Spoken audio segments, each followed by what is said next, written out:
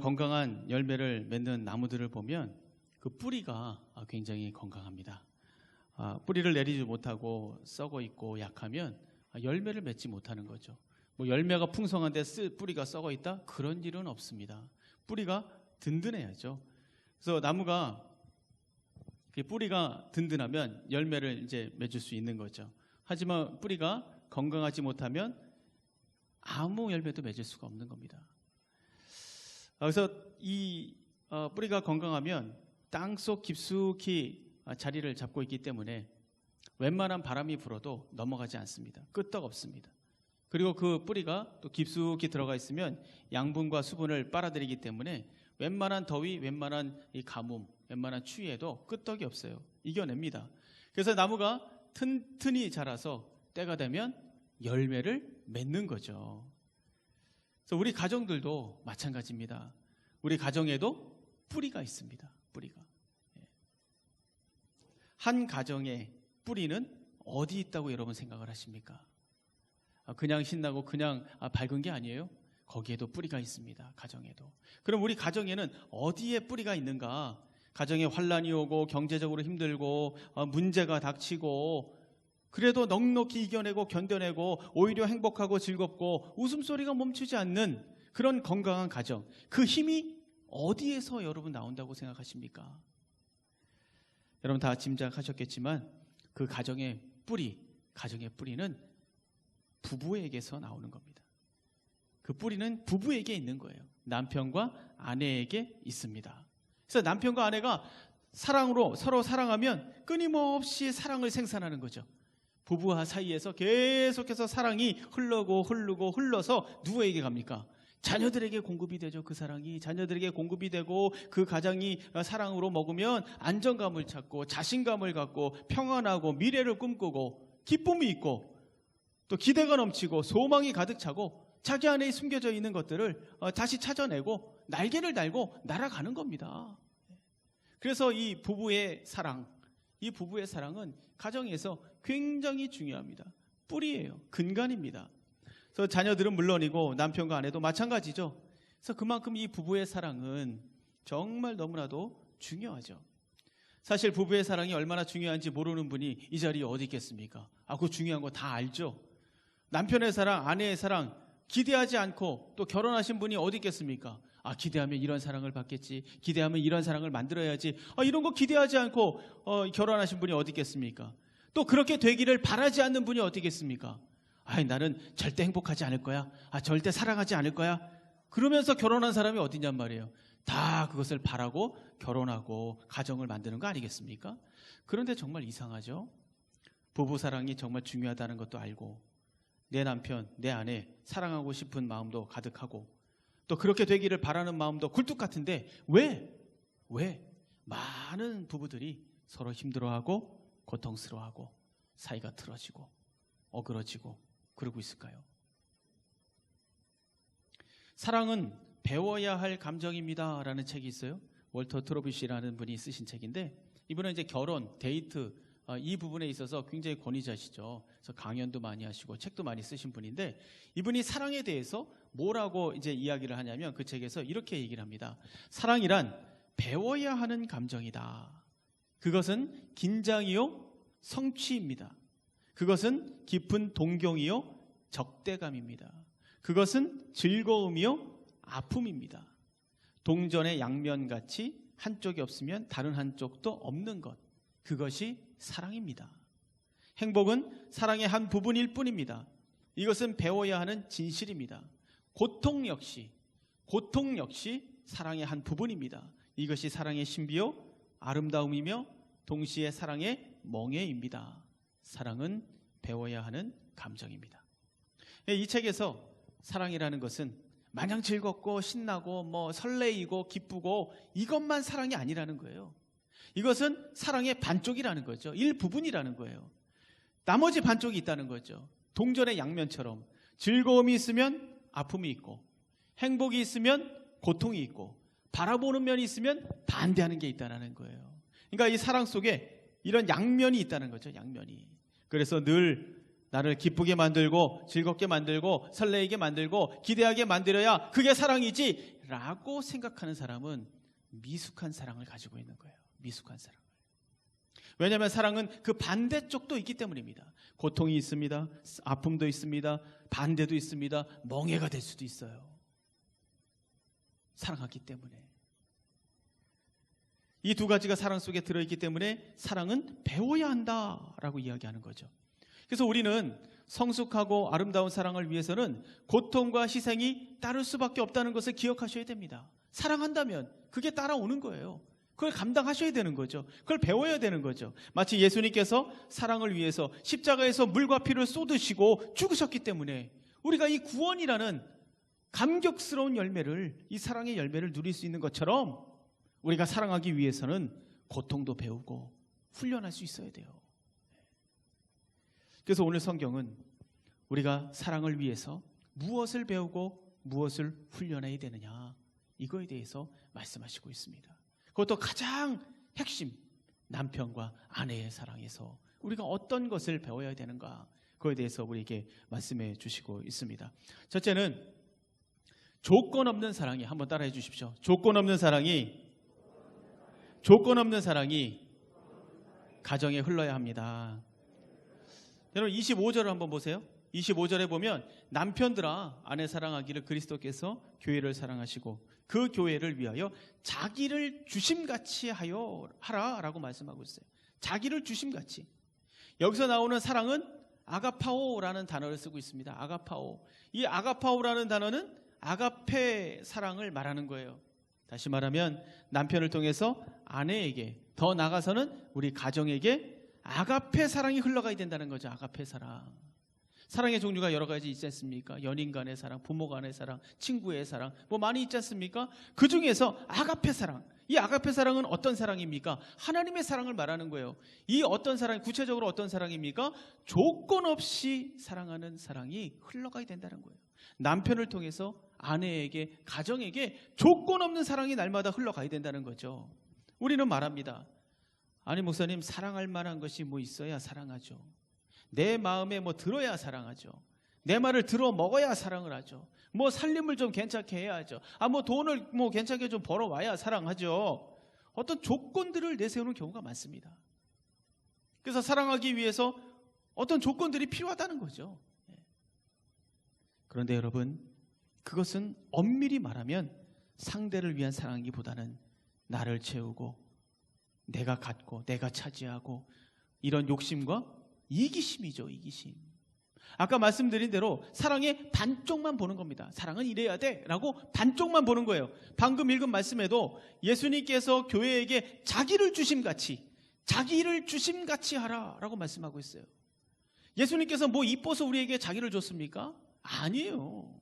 어떤 조건이나 상황을 보면서 너네도 이렇게 하면 이렇게 할 거지 뭐 이러면서 조건을 걸고 뭐 우리에게 자기를 주셨습니까? 아닙니다. 조건 없이 자기를 주셨어요. 그리고 우리에게 말씀하시는 거죠. 조건 없이 자기를 줘라. 그것이 바로 남편들이 해야 될 사랑이다. 여러분, 조건 없이 주는 사랑이 중요한 이유가 뭡니까? 조건 없는 사랑은 상대방을 감동하게 합니다. 감동하게. 왜 감동하죠? 있는 그대로의 모습을 인정하기 때문에 그렇습니다. 조건 없는 사랑은 상대방에게 안정감을 주죠. 불안하지 않습니다. 왜요? 뭔가 요구하지 않기 때문에. 내가 이렇게 했으니까 너 요거 줘야 돼. 너 이렇게 해야 돼. 내가 이렇게 했으니까 넌 이렇게 해야 돼. 뭔가 요구하지 않아요. 때문에 불안하지 않습니다. 안정감이 있습니다. 괜찮아. 마음껏 누려. 안정감이 있는 거예요. 안정감이. 여러분, 조건 없는 사랑은 상대방에게 새롭게 출발할 수 있는 기회도 주죠. 새롭게 출발할 수 있는 기회. 왜요? 믿어주기 때문에 새롭게 출발할 수 있는 거예요. 여러분, 사람이 다시 시도하면 되고 도전하면 될 텐데 저 사람 왜 저 무기력하게 저렇게 주저앉아 있나, 포기하고 절망하고 있나, 왜 그러나 저 사람.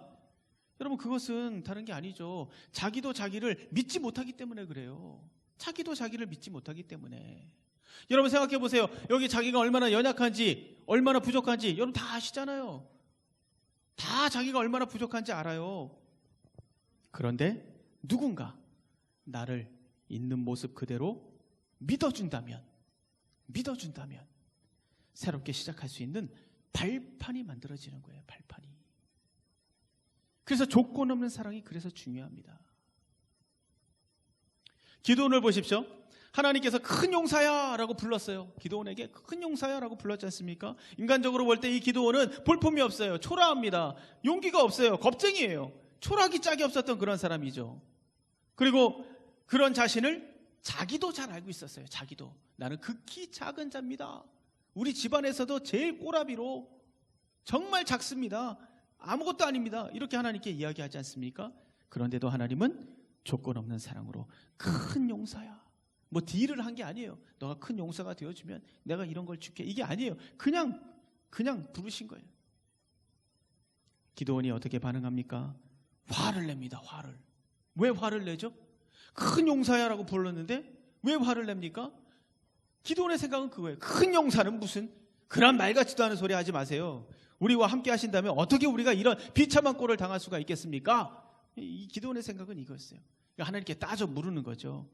자기도 자기를 받아들이지 못하기 때문에 큰 용사라는 말이 귀에 들어오지 않는 거예요. 내가 무슨 큰 용사야. 내가 무슨. 하지만 하나님께서 조건 없는 사랑으로 계속해서 내가 너와 함께 할 거야. 내가 너와 함께 하겠다. 내가 너를 인도하고 있어.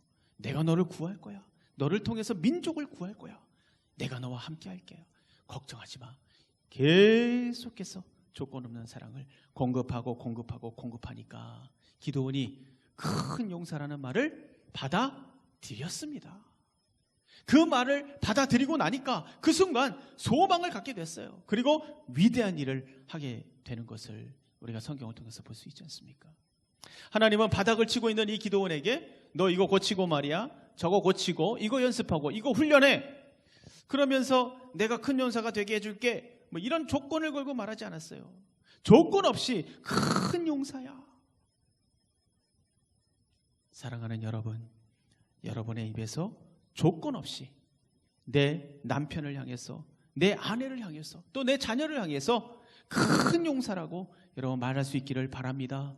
너는 나의 기쁨이야. 너는 나의 축복이야. 나는 너를 사랑해.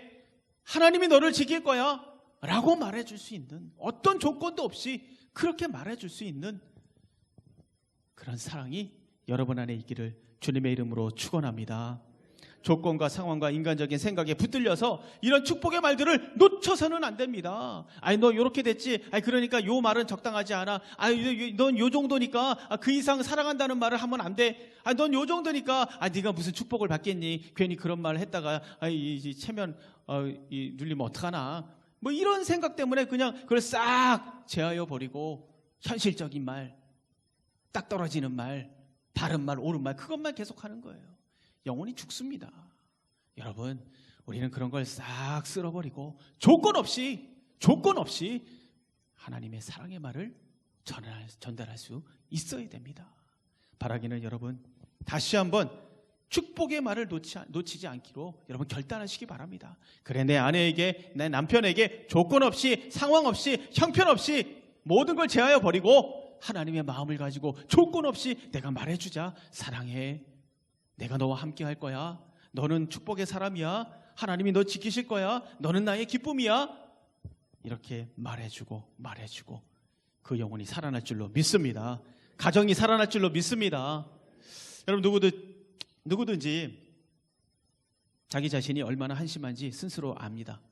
악이 받쳐있고 게으르고 무력하고 딴짓하고, 그래도 그 가슴 깊은 곳에는 갈망이 있어요. 여러분, 갈망이 있습니다. 잘 되고 싶은 마음이 왜 없겠습니까? 자포자기한 것뿐이지. 그 깊은 곳을 파고 들어가면 거기에는 갈망이 있어요. 다만 용기를 내지 못하는 거예요. 그 용기를 깨울 수 있는 방법이 뭐냐? 그게 조건 없는 사랑이에요. 조건 없는 사랑. 조건 없는 사랑을 부어주면 그 말을 지팡이 삼아서 일어나는 겁니다. 일어나는 거예요. 누구도 그런 말을 해주는 사람이 없으니까 일어날 수가 없는 거예요. 그런 말을 해줄 수 있는 단 한 사람이 바로 여러분이 되기를 주님의 이름으로 축원합니다. 그래서 살아나는 거죠. 그러면 역사가 일어나고 이 믿음이 남편들에게 있고 이 믿음이 아내들에게 있기를 주님의 이름으로 축원합니다. 이것을 믿지 못하기 때문에 희생하지 못하는 거 아닙니까? 참지 못하고 양보하지 못하고 이해하지 못하고 조건 없는 사랑에 도전하지 못하는 거예요. 아이고 뭐 이렇게 해봤자 뭐 아유. 그런 생각이 가득한 거죠. 그래서 도전하지 못하는 거예요. 나만 뭐 바보 되지. 여러분 아닙니다. 하나님은 조건 없는 사랑으로 살려내셨습니다. 구원해 내셨어요. 때문에 우리는 조건 없는 사랑을 선택해야 됩니다. 조건 없는 사랑으로 자신을 희생시킬 때 하나님 그 희생을 가지고 여러분의 아내를 살리고 남편을 살리고 자녀를 살릴 줄로 믿습니다. 우리가 사랑으로 가정을 세우지 못하는 이유는 내 남편이 강팍해서가 아니에요. 내 아내가 사랑스럽지 못해서가 아닙니다. 못 배워서가 아니고 많이 가지지 못해서가 아닙니다. 사랑으로 세우지 못하는 이유는 어떤 순간에도 변함없이 사랑하는 조건 없는 사랑, 이 조건 없는 사랑이 공급이 되지 않기 때문에 그래요. 공급이 되지 않기 때문에. 조건 없는 사랑을 위해서 몸부림치지 않기 때문에 그렇습니다. 이 조건 없는 사랑을 믿지 못하기 때문에 그렇습니다. 조건 없는 사랑을 포기했기 때문에 그래요. 여러분 아직 늦지 않았습니다. 조건 없는 무한한 사랑을 부어주시는 그 하나님 앞에 달려나가시기를 바랍니다. 하나님 나에게 조건 없는 사랑을 부어줄 그런 힘이 없습니다. 인정하셔야죠. 그러면 하나님 앞에 나가셔서 그 사랑 부어달라고 여러분이 몸부림칠 때 하나님께서 조건 없는 사랑을 부어주시고 부어주실 줄로 믿습니다. 하나님은 그 조건 없는 사랑을 공급하는 사람이 바로 여러분이 되기를 바라신다는 것을 여러분 믿으시기를 바랍니다. 둘째는 부부관계는 삼각관계라는 거죠. 삼각관계. 아니 목사님 무슨 말을 하는 건가? 삼각관계라니. 놀라지 마시고요. 마틴 부버라는 분이 있습니다. 이분이 나와 너라는 책을 썼어요. 그 책을 보면 인간관계를 세 가지로 이제 구분을 합니다. 첫 번째는 서로를 물건으로 대하는 그런 단계를 이야기해요. 물건으로. 이 사람도 나를 물건으로 알고 나도 저 사람으로 물건으로 알고 인격적으로 대하지 않는다는 거죠. 두 번째는 상대방이 나를 물건처럼 대하지만 나는 인격적으로 대하는 관계. 그리고 마지막으로 아주 바람직한 관계입니다. 서로 인격적으로 대하는 관계. 이렇게 세 가지로 인간관계를 이야기했습니다. 그런데 이런 바람직한 관계도 언젠가는 깨질 수 있다라고 이야기합니다. 왜냐하면 인간의 본성이 악하고 부패했기 때문이라는 거죠. 부패했기 때문에. 그러니까 둘 다 인간이라는 자체가 둘 다 부패하고 타락했기 때문에 거기서 거기라는 거예요. 도저히 답이 나오지 않는다는 거죠. 그래서 중요한 것이 뭐냐? 너와 나 사이에 중간 역할을 하는 항상 올바른 관계를 맺게 해주는 그런 촉매자가 필요하다는 겁니다. 촉매제. 너와 나 사이에. 부부는 그것을 뭐라고 표현했냐면 영원한 너라고 얘기했습니다. 그러니까 당신과 나 사이에 영원한 너가 있는 거예요. 삼각관계라는 거죠. 우리 그리스도인들은 영원한 너, 그게 누굽니까? 영원한 너가 누굴까요? 예수 그리스도시죠. 예수 그리스도. 예수 그리스도. 부부관계도 마찬가지입니다. 남편과 아내만으로는 그 관계가 사랑으로 유지될 수가 없습니다. 처음에는 좀 불같이 사랑할 수는 있겠죠. 시간이 지나가면서 견딜 수가 없는 거예요. 사랑의 힘이 떨어지죠. 에너지가 고갈이 됩니다. 근데 기억해야 돼요. 그 가운데 누가 계십니까? 하나님이 계십니다. 나와 너 이거로 끝나는 게 아니고 남편과 아내의 관계는 남편과 아내와 그리고 누가 있다는 거예요? 하나님이 계시다는 거예요. 하나님이. 삼각관계라는 겁니다. 그래서 부부관계는 남편과 아내, 하나님, 삼각관계. 건강한 사랑, 이렇게 될 때 건강한 사랑을 기대할 수 있는 겁니다. 우리가 문제가 생겼을 때 우리가 어디에 집중합니까? 문제에 집중하죠. 사람에 집중하죠. 그것 때문이라고 생각합니다. 그러나 예수님은요, 문제가 생겼을 때 어디에 집중합니까? 예수님이 뭐 문제에 집중하셨습니까? 아니요. 예수님은요, 하나님께 집중했습니다. 하나님께.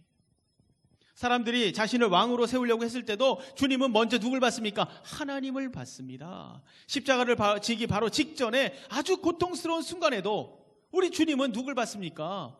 저 군병들을 봤습니까? 나를 욕하는 사람들을 봤습니까? 이 상황이 잘못됐다는 어떤 문제의식을 가지고 세상을 바라봤습니까? 아닙니다. 우리 주님은 누구를 먼저 봤느냐? 하나님을 봤어요. 하나님을 봤습니다.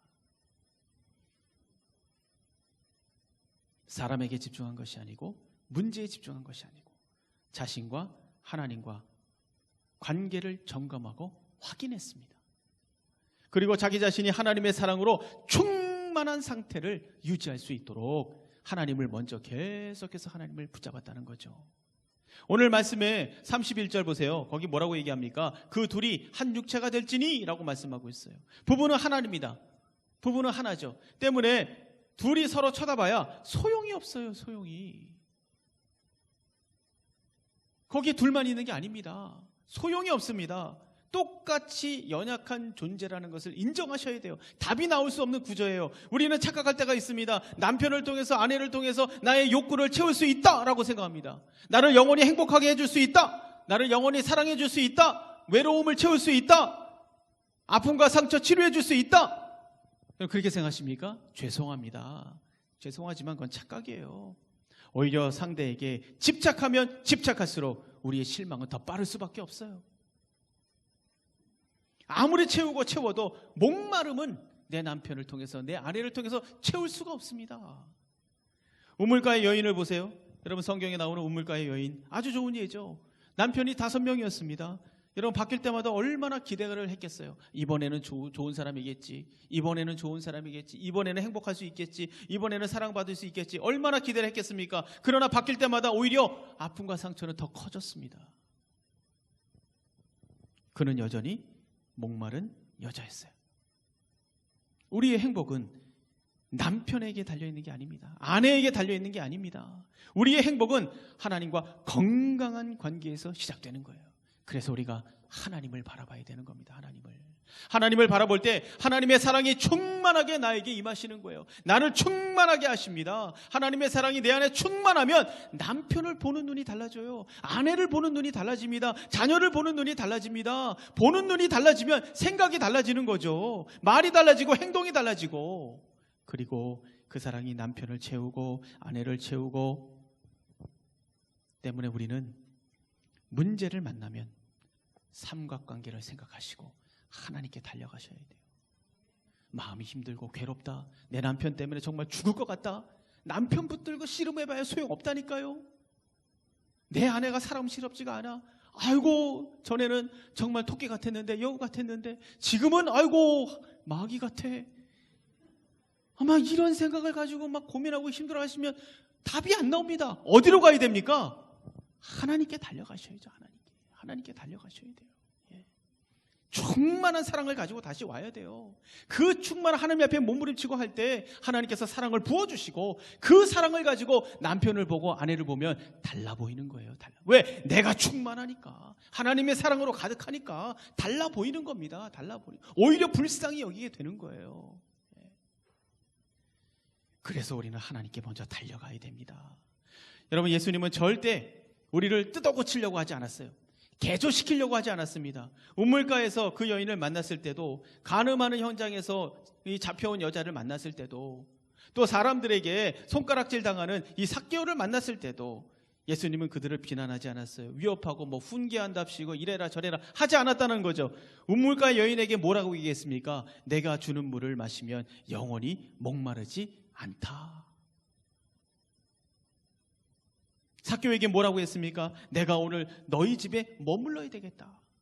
간음하는 여에게는 뭐라고 했습니까? 너를 정죄하지 않겠다라고 말씀하셨어요. 너희들 왜 이렇게 사니? 이렇게 사면 안 된다. 너희들 정신 차려야 돼. 이게 뭐니? 이런 말씀하신 게 아니고, 내가 주는 물을 마시면 영원히 목마르지 않을 거야. 내가 오늘 너네 집에 갈게. 나는 너 정죄하지 않아.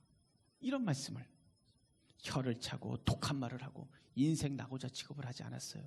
그러나 이상하게도 그들이 다 변화되었습니다. 변화됐어요. 왜요? 충만한 사랑이 그들에게 흘러갔기 때문이에요. 예수님은 어떻게 그런 사람들을 보면서 이게 핀잔 한마디 하지 않았을까요? 그것은 하나님과의 관계가 튼튼했기 때문에 그렇습니다. 하나님으로부터 충만한 사랑이 예수 그리스도에게 넘치고 넘쳐졌기 때문에 그래요. 그 충만한 사랑을 가지고 영혼들을 바라보니까 너무 안타까운 거예요. 너무 괴로운 거예요. 너무 불쌍한 거예요. 사랑할 수밖에 없는 거죠. 여러분 생각해 보세요. 나의 남편을 내가 뜯어 고쳐야지. 내가 반드시 뜯어 고칠 거야. 양말 저기다가 놓는 거 반드시 양말 통에 넣도록 내가 뜯어 고칠 거야. 여러분 생각해 보세요. 그러면 그렇게 고쳐졌어요. 뭐 그럴 일도 없겠지만 기적적으로 그렇게 고쳐졌다고 생각을 해보세요. 그러면 완벽한 사람이 된 겁니까? 아니요. 또 다른 게 눈에 밟히기 시작합니다. 또 저것만 고치고 좋을 텐데, 저것만 하면 좋을 텐데. 또 그게 눈에 걸려요. 문제는 뭡니까? 나의 마음과 생각이 문제인 거예요. 내가 어떤 생각을 가지고 남편을 보는가? 어떤 눈을 가지고 아내를 보는가? 어떤 눈을 가지고 자녀를 보는가? 욕심과 이기심과 탐욕과 열등감, 수치심, 욕심과 수치심, 거절감, 두려움, 이런 것들로 가득한 마음과 생각을 가지고 남편을 보고 아내를 보고 자녀를 보는데 그거를 어떤 사람이 감당할 수 있겠습니까? 아무도 감당 못합니다. 힘든 거죠. 문제는 내 안에 가득한 세속적이고 현세적인 더러운 생각들, 악한 생각들, 이 생각들을 정리하지 않는 이상 우리는 한평생 지적하고 비난하고 분노하고 싸우고 이러면서 살 수밖에 없어요. 그 얼마나 불쌍한 인생이 되겠습니까? 하나님 앞에 가셔야 돼요. 하나님 앞에. 그러면 이런 생각들을 그럼 어떻게 정리할 수 있습니까? 그래서 우리는 하나님께 가야 되는 거죠. 하나님을 만나야 됩니다. 하나님의 생각으로 하나님의 마음으로 나를 채우고 또 하나님의 비전과 꿈과 소망으로 나를 채우는 거예요. 그러면 진짜 소중한 게 뭔지 보이는 겁니다. 진짜 가치 있는 것이 뭔지가 보이는 거예요. 양말을 거기다 넣는 게 뭐 그것도 중요한 일이지만 그것보다 더 중요한 게 그 영혼 속에서 보인다라는 거죠. 그 영혼 속에서. 그래서 무엇을 위해서 울어야 되는 건지, 무엇을 위해서 우리가 웃어야 되는 건지 생각의 틀이 하나님의 틀로 바뀌는 거죠. 그 순간 우리는 보이기 시작하는 거예요. 매일 잘난 척만 하고 고집만 부리지만 어느 순간 그 긍휼의 눈을 가지고 딱 쳐다보니까 축 처져 있는 남편의 어깨가 보이는 거예요. 또 하나님의 눈을 가지고 뜩 보니까 매일 바가지 긁고 사람 목살게 굴지만 외로워서 흐느끼고 있는 아내의 뒷모습이 보이는 겁니다. 또 사랑의 눈을 가지고 이 자녀들을 보니까 전에는 정말 형편없고 답답하고 말도 안 듣고 저 커서 뭐하나 이런 생각이 가득할지 모르지만 사랑의 눈을 가지고 보니까 바락바락 대들어도 사랑의 눈을 가지고 보니까 어느 순간 두려움에 떨고 있는 내 자녀의 속마음이 보이는 거예요. 사랑하는 남편과 아내 여러분 사이에 하나님이 계십니다. 문제가 발생하셨나요? 하나님께 달려가세요. 그리고 간구하세요. 하나님의 마음으로 좀 채워주세요. 하나님의 눈으로 좀 볼 수 있게 해주세요. 하나님의 생각으로 가득 채워주시고 사랑으로 가득 채워주셔서 내가 그 사랑으로 내 아내를 바라보고 남편을 바라보고 자녀를 바라볼 수 있도록 도와달라고 몸부림치셔야죠. 바로 그때 하나님께서 여러분의 마음을 감동하게 하시고 거룩한 눈과 사랑의 눈으로 여러분의 마음과 생각을 지켜주실 줄로 믿습니다. 여러분을 통해 남편을 살리고 아내를 살리고 자녀를 살리고 부모님을 살리는 이런 놀라운 역사가 여러분의 가정 가운데 풍성할 줄로 믿습니다. 마지막 세 번째는요. 한번 따라해 주십시오. 자기 자리를 지켜야 합니다. 우리 다시 한번 자기 자리를 지켜야 합니다. 너무 중요하죠. 5장 22절 23절 한번 보세요. 5장 22절 23절 우리 다 같이 한번 읽어볼까요? 22절 23절 2절 시작.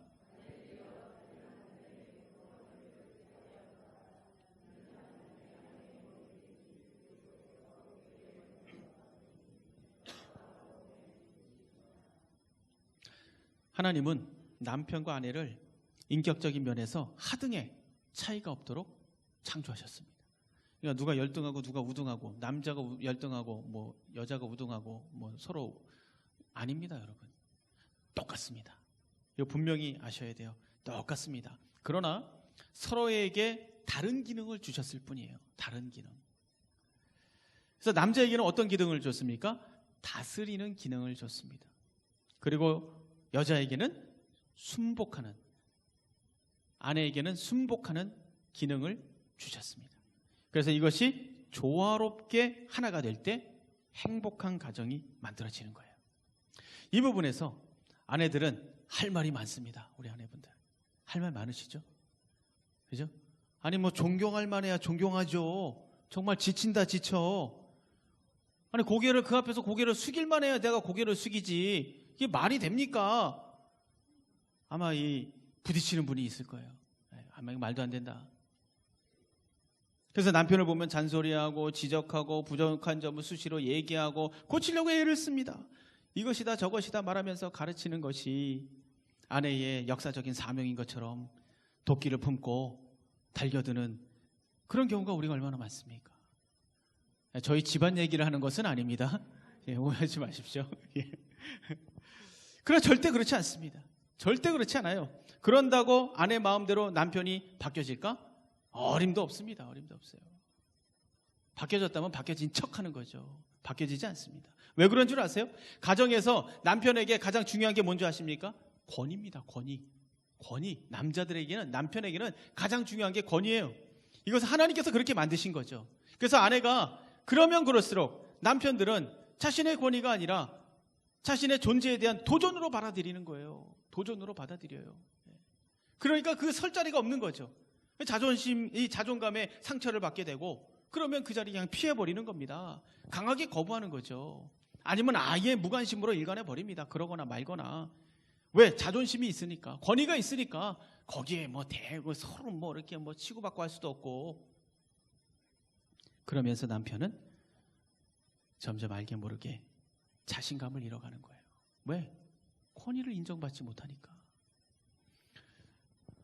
또 어떤 아내들은 의욕이 넘쳐서 모든 대소사를 자신이 혼자 다 결정해 버립니다.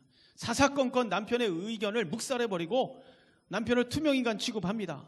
뭐 모든 일이 어떻게 보면 팽팽 돌아갈 수도 있어요. 근데 과연 일은 팽팽 돌아가지만 과연 행복할까요? 자신의 자리를 잃어버린 남편은 자신의 권위와 가치를 인정해 주는 곳으로 눈을 돌리게 되어 있습니다. 그게 인지상정이에요. 가정에 들어가서 권위를 인정받지 못한데 가정에 있고 싶겠습니까? 눈을 돌리게 됩니다. 그것이 당연하다고 말씀드리는 거 아닙니다. 어떤 남자분들은 눈만 뜨면 기원에 가요. 기원. 바둑 두는데 기원에 갑니다. 그리고 저녁 늦게 들어옵니다. 그 이유가 뭘까요? 집에 가면 자기 자리가 없는 거예요. 그런데 기원에 가면 자기 자리가 있어요. 바둑을 잘 둬요. 그러면 사람들이 와서 아이고 저 좀 가르쳐 주세요. 그럼 제가 가르쳐주고, 아유 대단하십니다. 아유 바둑 정말 잘 두시네요. 자기 자리가 있는 거예요. 권위를 인정해 주는 거예요. 때로 또 누가 또 가르쳐줬다고 밥도 사줍니다. 그럼 기분이 얼마나 좋습니까? 근데 왜 기분이 좋은데 거기 집을 왜 갑니까? 기원해서 자리 잡고 있는 거예요. 왜? 권위를 인정해 주니까 거기 가면은. 그러면은 부부관계에 구멍이 나는 거죠. 가정의 권위는 무너지고 기둥은 흔들리는 겁니다. 잠언 14장 1절 이렇게 말씀하시죠. 지혜로운 여인은 자기 집을 세우되 미련한 여인은 자기 손으로 그것을 허느니라. 헐어버려요. 그러니까 자기 집을 세우는 첫 번째 가장 중요한 일은 뭐냐? 바로 부부의 머리가 되고 가정의 머리가 되는 남편의 권위를 세워주는 겁니다. 남편이 좀 모자라도, 남편이 좀 부족해도 좀 물어보는 거예요. 이거 어떻게 하면 좋을까? 어떻게 하면 좋을까? 의논하고 상의하고. 이게 중요한 거죠. 남편의 권위를 세워줘야 되는 거예요. 왜냐하면 남편은 권위를 인정받고 존경받을 때 살아나기 때문에 그렇습니다. 그러면 살아납니다. 자신감을 갖습니다. 아내가 이렇게 나를 생각해 주는구나. 내가 힘을 내야지. 우리 자녀들이 또 나를 이렇게 깍듯하네. 내가 힘을 내야지. 이런 마음이 일어나게 돼 있어요. 그렇게 하나님께서 디자인하셨어요. 그래서 남편은 왕의 대접을 받으면 그 대접해 주는 사람을 위해서 목숨까지도 던집니다. 우리 남편분들 그렇지 않습니까? 반응이 저를 곤란하게 하시면 안 됩니다. 우리 남자들은 그렇습니다. 권위만 인정해주고 왕처럼 대접해주면 그 사람을 위해서 목숨까지 바치는 거예요. 그럴 수 있습니다. 그래서 지혜로운 아내는 남편을 무시하지 않습니다. 특별히 애들 앞에서 더더욱 조심하죠. 그리고 최선을 다해서 남편을 권위 있게 멋있게 세워줍니다. 그리고 나서 소처럼 부려먹는 거예요. 이게 지혜로운 겁니다. 이게 그렇게 하면서 사랑을 뽑아먹고 행복도 뽑아먹고, 요게 지혜로운 아내라는 거죠. 여러분 점심 식사 때 고급 식당 한번 가보세요. 그러면 거기 누가 있을까요? 전부 다 아내들이 쫙 있습니다. 아내들이. 우리 여성분들이 자리를 다 차지하고 있어요. 남자는 저 혼자예요. 그리고 가끔 있는 분들은 목사님 같아요. 식사 대접받으러 오신 분들. 남편들은 없습니다. 남편들은 어디 가 있을까요? 기사식당에 가 있어요. 구내식당에 가 있습니다. 그래도 우리 남편들은 불평하지 않아요. 왜요? 권위를 인정받거든요. 가정에서 권위를 인정받아요. 가정에서 왕처럼 대접하는데, 내가 뭐 기사식당에서 밥 먹는데 뭐 어때? 나를 왕처럼 대접해주는 우리 아내와 내 아들, 딸들이 있는데 뭐 이까짓 건 뭐 내가 절약해야지, 내가 몸부림치고 살아야지, 이런 마음 때문에 그깟 식사 뭐 아무렇지도 않습니다. 사랑하는 아내 여러분, 그래서 오늘 본문 33절에 아내들에게 남편을 존경하라 라고 말씀하고 있습니다. 이것은 어떤 자격이 돼서 존경하라는 게 아니에요. 하나님께서 세우신 가정의 원리이기 때문입니다. 다시 말하면 기능이에요. 기능. 남편 가정에서 권위를 가는 것이 남편의 기능이기 때문에 존경하라고 말씀하고 있는 거죠.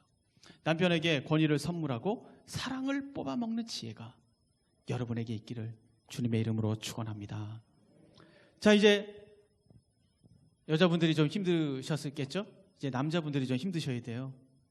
남편들에게 말합니다. 5장 25절 우리 다 같이 한번 읽어볼까요? 5장 25절 시작.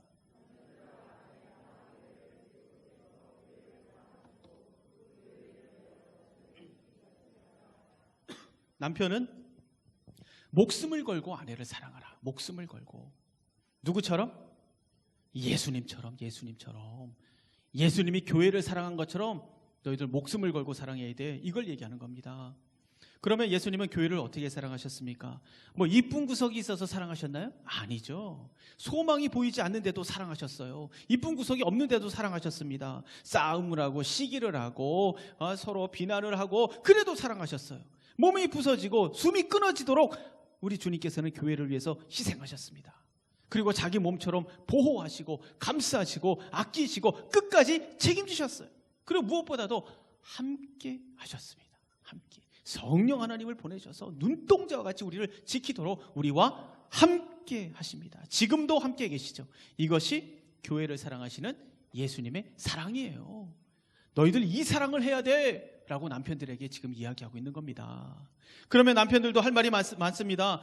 사랑할 만해야 사랑하죠. 그러나 여러분, 앞에서도 제가 잠깐 말씀드렸지만 사랑은 상대방의 문제가 아니에요. 상대방의 문제가.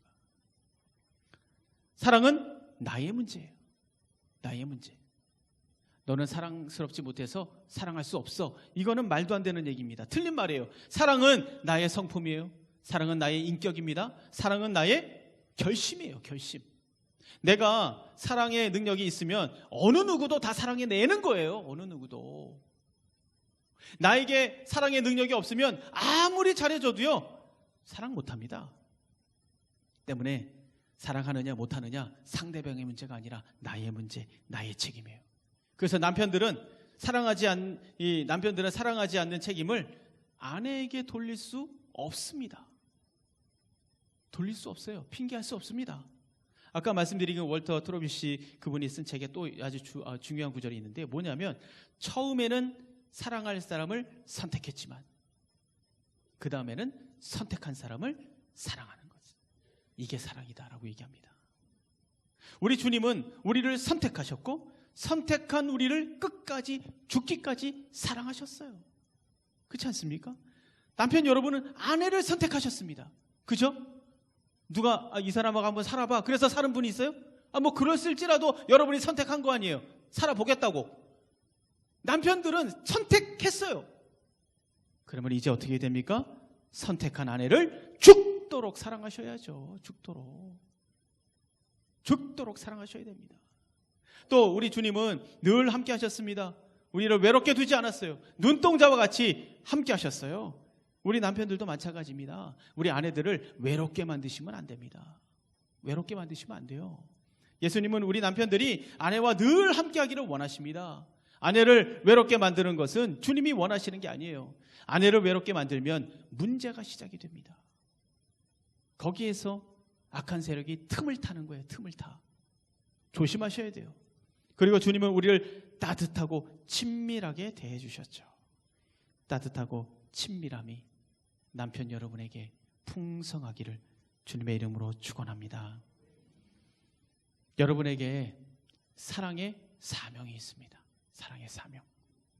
이 사명이 얼마나 위대한지 그 사명을 통해서 여러분의 아내가 살아날 수 있습니다.